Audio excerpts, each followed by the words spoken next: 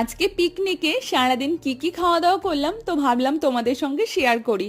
তো সকালে ব্রেকফাস্টে ছিল এখানে লুচি আলুর তরকারি আর তার সাথে ছিল ডিম সিদ্ধ। তো এটাই হলো ব্রেকফাস্ট। আর যখন আমরা পিকনিক স্পটে পৌঁছে গেলাম তখন আমরা খেয়েছিলাম এখানে চিকেন পকোড়া আর তার সাথে ছিল কোল্ড ড্রিঙ্ক। তো 2-3 রকমের কোল্ড ড্রিঙ্ক ছিল, তো আমার পছন্দ তো ব্ল্যাকটা, তো আমি সেটাই খেয়েছিলাম। তো তারপর খেলাম এখানে বার্থডে কেক, কারণ একটা দাদার জন্মদিন ছিল। তো এবার চলে যাবো লাঞ্চে। তো লাঞ্চে ছিল এখানে সাদা ভাত, তার সাথে ছিল পাতলা করে মুসুরির ডাল।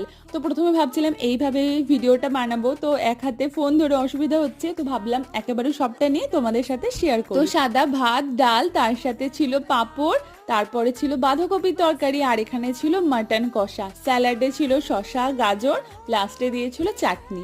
তো এটাই হলো আজকে দুপুরের লাঞ্চ।